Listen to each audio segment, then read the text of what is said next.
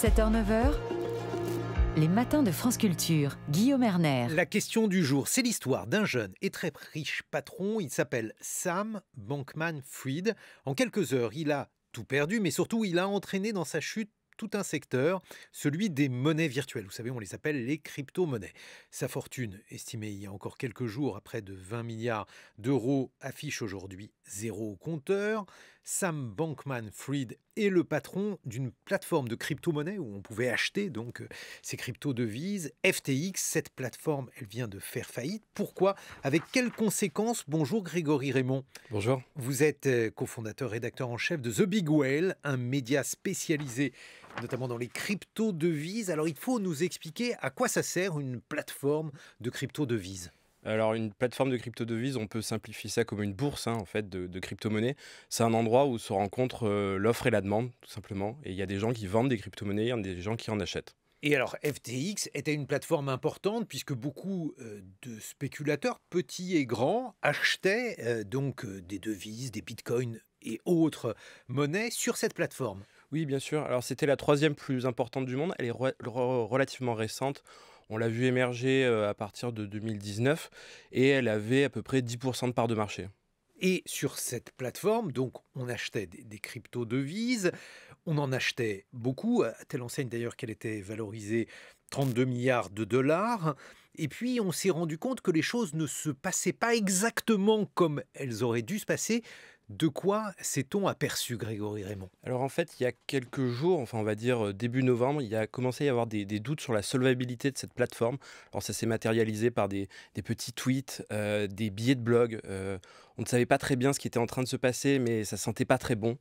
Et des personnalités de l'écosystème, dont notamment le patron de Binance, la plus grande bourse d'échange de crypto au monde, a dit « Ouh là là, il y a un problème, il y a un vrai problème de solvabilité » et ça a déclenché ce qu'on appelle un bank run, c'est-à-dire tous les clients de FTX ont commencé à retirer leurs fonds massivement, à tel point qu'en fait FTX n'a pas été capable de rendre l'argent à tout le monde. Et c'est là qu'on s'est aperçu qu'il y avait un énorme trou d'environ 10 milliards de dollars. Et pourquoi ce trou? C'est que cet argent avait été envoyé sur une société d'investissement qui appartenait au même patron de FTX. Cette société, ça s'appelle Alameda Research. Et cette société faisait des paris ultra spéculatifs, donc avec les fonds des clients de FTX, ce qui est totalement illégal. C'est-à-dire que pour expliquer les choses, j'achetais une devise, mettons un bitcoin sur FTX, et il est fort possible que ce bitcoin, il ait été transféré illégalement à une autre société, laquelle aurait fait des paris, aurait spéculé avec mon argent sans que je le sache et sans que je le veuille, avec un risque de tout perdre, et c'est peut-être ce qui s'est passé. Exactement. En simplifiant, oui, c'est exactement ce qui s'est passé. Quand on allait sur la plateforme FTX, on nous faisait croire qu'on avait officiellement un bitcoin, mais ce bitcoin n'existait plus. Il avait été envoyé ailleurs pour faire des paris donc ultra spéculatifs et qui se sont révélés perdants. Par rapport aux chiffres qui sont sortis, il y a entre 1 et 2 milliards qui seraient vraiment partis en fumée à cause de ces paris. Donc c'est considérable. Alors c'est considérable, cela fait la une de toute la presse économique du monde entier parce que cela affecte déjà une centaine de sociétés. Quelles vont être les conséquences immédiates de cette faillite, puisque cette entreprise aujourd'hui, l'ensemble donc de ses actifs est soumis à suspicion, Grégory Raymond. Alors, ce qui va se passer là, c'est que la première conséquence, c'est que la plateforme a cessé ses activités de retrait. C'est-à-dire que si vous avez de l'argent dessus, vous ne pouvez pas les récupérer. Il va y avoir une procédure judiciaire. Mais donc là, tous les gens qui avaient de l'argent dessus, c'est bloqué. Il y avait des entreprises qui sont dans le secteur des cryptos, qui utilisaient FTX comme une sorte de banque. Cet argent est bloqué. Donc ces entreprises ne pourront potentiellement pas payer leurs salariés. Et il y a aussi le cas, tout simplement, des employés de FTX. Des gens qui ont mis vraiment tout ce qu'ils avaient dedans parce qu'ils faisaient confiance à leur entreprise.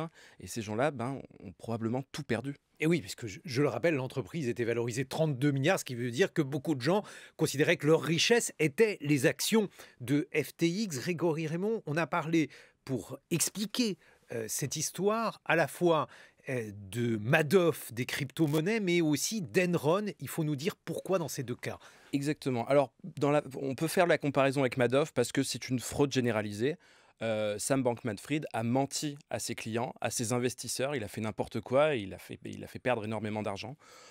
La comparaison avec Lehman Brothers, c'est parce qu'il y a un effet de contagion qu'on peut supposer arriver bientôt. parce que si des entreprises étaient impliquées dans FTX, elles vont faire faillite elles aussi. Donc il peut y avoir un effet domino. Bon, par contre, on aime bien jouer à se faire peur dans cet écosystème. Je ne suis pas sûr que on aille sur quelque chose d'aussi gros que l'équivalent de Lehman Brothers apporté aux cryptos. Pour moi, en réfléchissant, je pense que la meilleure comparaison, ça serait plutôt le scandale Enron. Donc, c'est-à-dire des manipulations financières, un scandale retentissant, une entreprise qui était portée au nu et qui ne vaut rien juste en l'espace de quelques jours. Mais dans le cas Enron, on avait réussi à circonscrire le risque. Il y a eu un cordon sanitaire, il n'y a pas eu trop de dégâts sur les systèmes financiers internationaux. Là, on verra dans les jours prochains si c'est un Lehman ou si c'est un Enron. Sam Bankman-Fried, en attendant, rejoint la liste des patrons escrocs parce qu'il était porté au nu, c'était un jeune, c'était le plus jeune milliardaire de moins de 30 ans. Il avait une fortune considérable, il avait une sorte de légende. Bien sûr, et avec The Big Well, on l'a interviewé il y a environ 3 semaines. On est probablement le dernier média à l'avoir interviewé dans le cadre d'un grand entretien. Et quand on lui posait la question...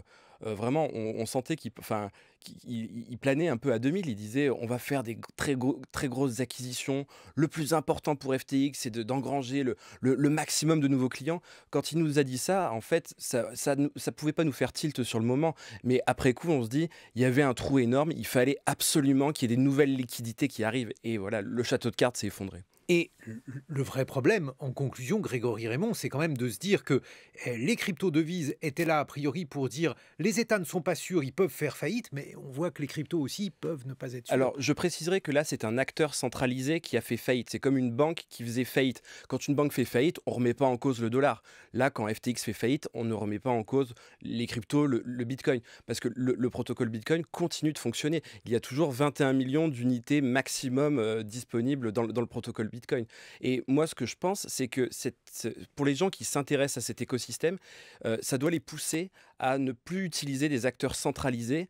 Les cryptos, le Web3, c'est quoi? C'est la décentralisation. Donc, quand vous achetez un Bitcoin... Alors là, il faut que vous expliquiez, parce que ça n'est pas nécessairement parlant. Alors là, FTX est un acteur centralisé. Donc, vous lui faites confiance pour acheter vos Bitcoins, pour les stocker. Ce qu'il faut faire, c'est quand vous achetez un Bitcoin sur FTX, enfin plus sur FTX, mais en tout cas sur une plateforme concurrente. Vous déconseille d'acheter. Oui, voilà, je vous déconseille beaucoup. Surtout, vous ne le laissez pas sur ces plateformes-là. Vous le mettez sur un portefeuille numérique qu'on peut trouver en magasin. Il y a des marques comme Ledger, Trésor. En tout cas, c'est des petits coffres-forts qui nous permettent de reprendre le contrôle total de nos actifs. Il ne faut surtout pas laisser ces cryptos chez des acteurs centralisés parce que la faille souvent est humaine.